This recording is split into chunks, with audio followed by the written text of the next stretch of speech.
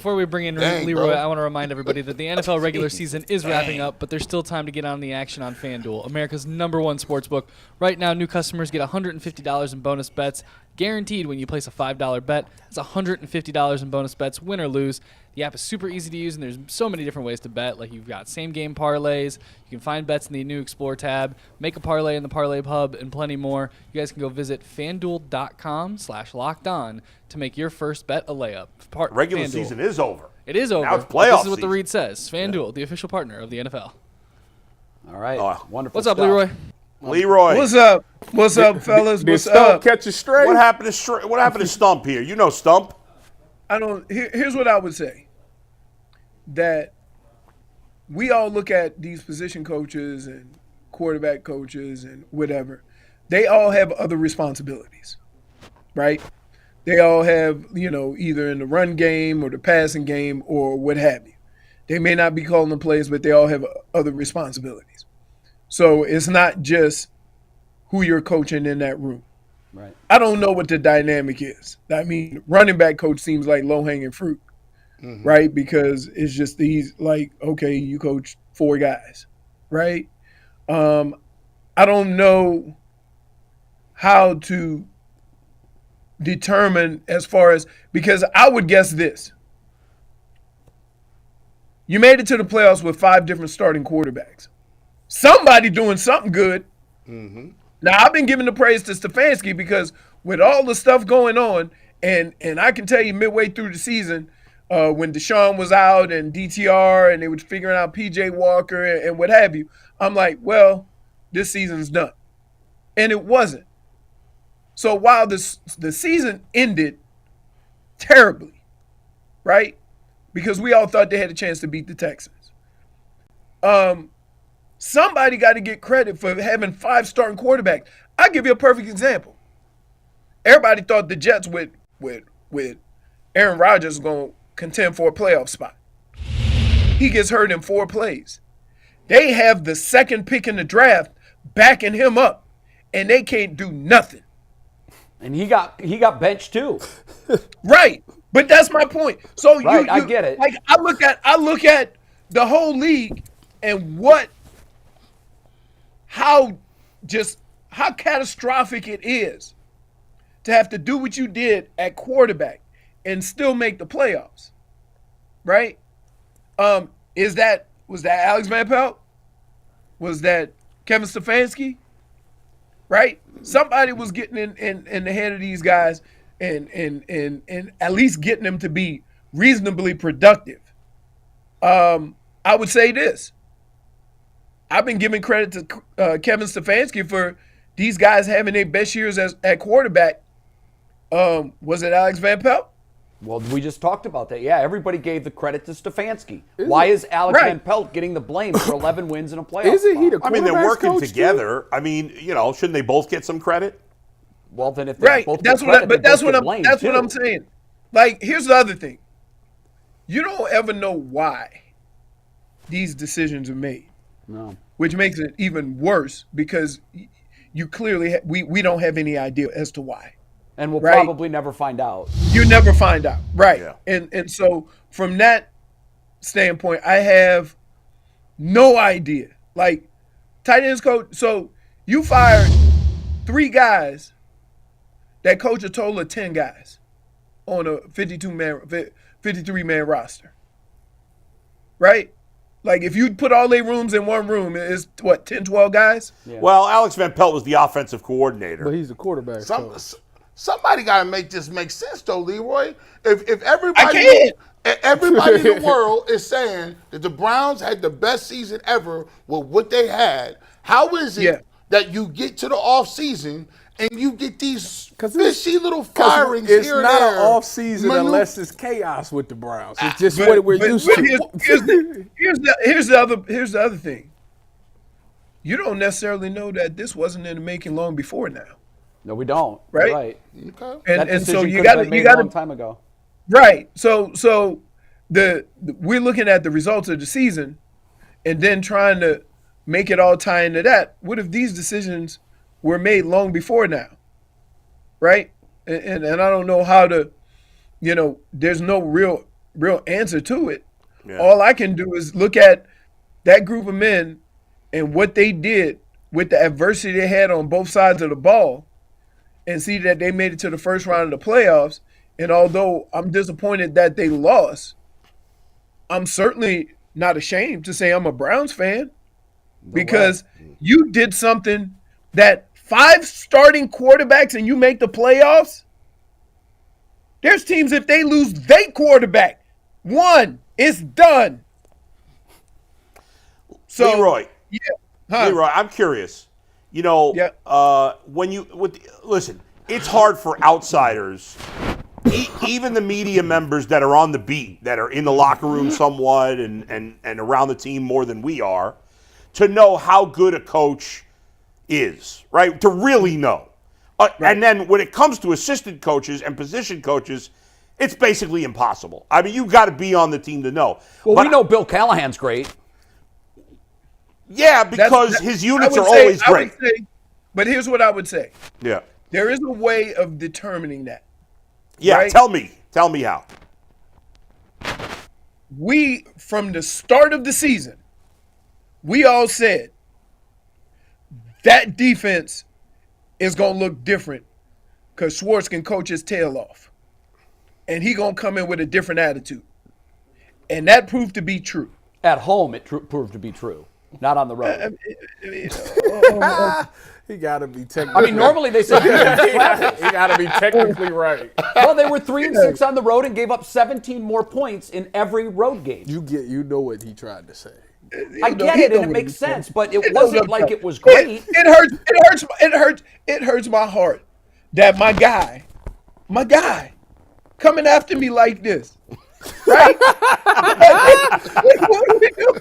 I'm just trying to keep it real. This man is asking me about assistant coaches. I'm trying to give an example on this team how assistant coaches are noticeably better or worse, right? And you immediately say, but not on the road. Leroy, is it wrong? Am I wrong? He's still hurt. He's still hurt, Leroy. I'm sorry that he's still hurt. He definitely hurt. He's still hurt. Hey, Jay, whether we are at home, on the road, or on the moon, who had the best defense in the league? Not Cleveland. They were top 5, right? Statistically. Top 5. Statistically, they were top 5. But again, Leroy, I get your point, but we tried to explain yesterday how a defense can give up 1 touchdown per game at home and more than 2 on the road. They had the biggest disparity in points allowed, home and road, in the NFL since 1982. They also had more turnovers than anybody, which also makes it tough to win. It does, I get that, but the defense, I mean, the numbers are there, and it's a fairly large sample size. How are they so good at home and so bad on the road? See, you're just making it. You're just making it home and road, right? Yeah. There's the splits. Look at the numbers. They're not good. They play some really good teams on the road. Okay, and they played horrible quarterbacks at home. Right, but okay. Listen, you can nitpick. You can go back and forth. Go ahead, Leroy. Say what you're gonna say, Leroy. What was you talking about, Tyvis? Go ahead, man. What I wanted to ask Leroy was about the running back position. Obviously, Nick Chubb comes back next year. Do you trust him as running back 1? And if not, or even if you do they look at your guy, Blake Corum, in the 2nd or 3rd round? I would say this. Blake Corum is probably a smaller version of Kareem Hunt with how he runs, right? I don't know what his speed is like, but I do like the way he gets in and out of cuts and in and out of the hole, and he runs really hard, right?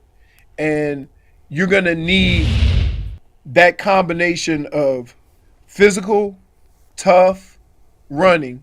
Nick Chubb gives you all of that with the speed. You're going to need somebody else to come in there and spell him on that. And then I still like the fact that, they hold on to Jerome Ford because I like his explosiveness. Now, does he have to become a better running back? Yes. Right now, he's a great runner, right? If he got space, he can get it.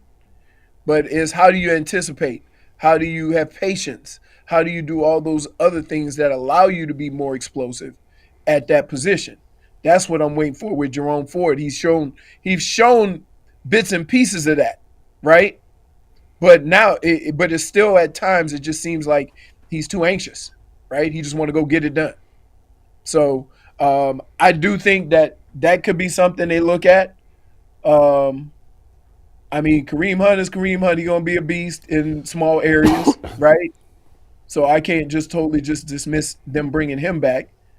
But I think we're gonna have to do it maybe a little bit without Nick Chubb at full strength or Nick Chubb, 100%. So you might need to plan for that in the draft. Leroy, I just want to dive back into that assistant coach conversation for a second here because let me ask you about three specific. So for example, okay, Stump Mitchell's been here 4 years. The Browns overall have had, even though it wasn't as good this year, certainly, because no Nick Chubb, overall have had one of the best running games in the league over the last 4 years, right? Yes. How do I know that it's how do I know how much influence Stump Mitchell, or is it just the talent of Nick Chubb? Whereas it running at wide receiver, they didn't fire the wide receiver coach. I think that unit has been the biggest disappointment. They've drafted a wide receiver in the 3rd round 3 years in a row. One is gone. The other two have been disappointing so far.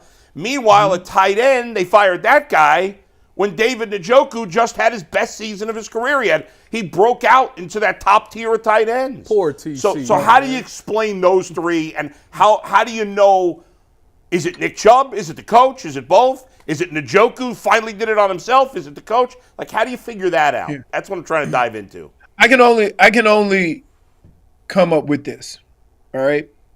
Say if at one point in the season, Kevin Stefanski goes to the tight end coach or goes to the running backs coach or goes to the quarterbacks coach and says, hey, guys, here's what I need our guys to start doing, right? And then you play 2 or 3 games and those guys aren't doing that. Mm-hmm. Or you play 2 or 3 games and the quarterback's not looking where he's supposed to look, right? And it just kind of wears on you because you can't do nothing right at that moment, but all these things add up in your mind. The things I'm talking about, Jerome Ford, like I can watch 15 minutes of film with him and show him what I'm talking about, right? Show him what it means to be patient. Show him what it means to kind of use your explosiveness to your advantage. Everybody in the NFL could just catch a guy who get the ball and just run fast. But if you slow roll it and read and use your blockers or what have you, that's using your talents to your advantage. So I don't know what the conversations were. I don't know what, Kevin Stefanski wanted to get out of that position or out of those meetings. So he's the only one that can really give answers to that of as far as what he wanted the players to be doing and what he wanted the coaches to the message he wanted the coaches to get to them. Those dynamics are all the time. I play with, the crazy thing is, think about this. When I was in Minnesota, I was there for 5 years. I had about 3 or 4 conversations with Denny the whole time I was there. Anytime he had something to say or anything that he wanted to improve on, right, he would go to your position coach, and your position coach would come and coach you up. You see what I mean? Yep. Because he wanted the position coach to be empowered to be able to get their message across. So I've seen it a number of different ways. I know Bill Belichick was crazy in that he could go to every person on the team, ask you a question, and give you some pointers on who you were facing. Every guy on the team at every position, every week. And you ask anybody who played for Bill Belichick, and that is true. That's a fact. So I've never had anything like that. You see what I mean? So it just varies. You don't know what these interactions are. And that's what makes it tough, that we can sit here and say, well, this group didn't struggle. Well, why are they firing this guy? Well, these are the guys that struggled, right? Why weren't we firing them? Right. Don't know the dynamic of it. And so it makes it hard So I would just say this. Every time a season ends, right, people make change. Last year, for reasons we can't explain, the Dallas Cowboys fired their offensive coordinator, right? Middle of this season, Buffalo Bills fired their offensive coordinator, right? Don't know why. Don't know what the message was. How about the Eagles? They demoted their DC defensive coordinator, and their defense fell apart. And their defense completely cratered. Well, that's Matt because Patricia. Yeah, he's Matt a bum. Patricia. He's a bum, Matt Patricia. Well, he was coaching offense last year. That's crazy. You can't do Yeah, that. I know it's nuts. Leroy, I'm Do it. Wait, let me say, whoa. Get it out. All the coaches in the world, right? You know what that's the equivalent to? When Nick Chubb come back, Deshaun Watson's not ready, so you play Nick Chubb at quarterback. That's what happened. direct snap. You're right. You had an offensive guy, and you say, you know what? You're going to be my defensive coordinator. Why? And the players You revolted. ain't got enough offensive coaches? Nope. That's right. It's true. And That's meantime, they kept crazy. their DC on staff. How awkward was that? No, he had been a defensive coach. Last year in New England, they made him the OC. No. I'm talking about their defensive coordinator. Right. After they elevated Matt Patricia, they kept this guy on staff. Hello. That's They crazy. Paid him. Hey, you know the crazy thing is people wanted him in Cleveland. They shouldn't have demoted him. That was ridiculous. Go ahead, G. No, I think, we got to get to the brass tacks, man. You got Deshaun Watson, right? And one of the big things is, now that the wave is over, right? You saw the way Flacco looked under Kevin Stefanski. We all know what Kevin Stefanski is comfortable with. But the unintended consequences for this season and building up and ramping up and making it to the playoffs and doing it with 5 different quarterbacks is you still, to this day, 3 years later, do not know what offense looks well with Deshaun Watson, and now there's going to be growing pains still. You come from that to this. How much of a move was the Van Pelt thing to get somebody in here to help Deshaun Watson be more comfortable? Could very well be that. I don't know. It could very well be that. But I will tell you this. The more I watched Joe Flacco, and I watched P.J. Walker, and I watched DTR, and then I watched Deshaun Watson, I realized this. Less is more. Right? Because that offense looked better when there was no chance of an RPO. Right. And so no that's scrambling, right. nothing. That's right. No, you go sit in that pocket. I'm not saying you can't scramble. Because No. Joe Flacco was moved around just enough to make plays. That being said, the one difference between the offense when Joe Flacco took over was the RPOs were thrown out of the window. Right? Because we wasn't doing that with Joe. And our And the offense never offense- looked better. Right. So maybe that was the message, or that was the sign that they needed to kind of go forward with Deshaun Watson. It's not that Deshaun Watson can't make plays, right? But putting him in an RPO situation might not be the best way to go about it. See, Leroy, I think we all thought that was the case. And I think we all thought that next year we were going to see Deshaun Watson blend into what the offense looked like with Joe Flacco. But now I feel completely differently about that. They just sent a very clear message. That's not what we're going to look like moving forward. And that's terrifying. We'll see how it plays out. I'll say this, it better work, and it better work in spades. Because if it doesn't, there's a lot of people in the crosshairs at this point. But here's the deal. Here's the deal. Whatever you think should or shouldn't happen, based on what you saw last year and what that team did last year, I think Kevin Stefanski knows what he's doing. He just might not be allowed to do it. I don't know if it necessarily means what you were saying. I hope it doesn't. It feels like it to me. I'm not saying that's it. Here, we have been on Kevin Stefanski for the last 2 years. Me too.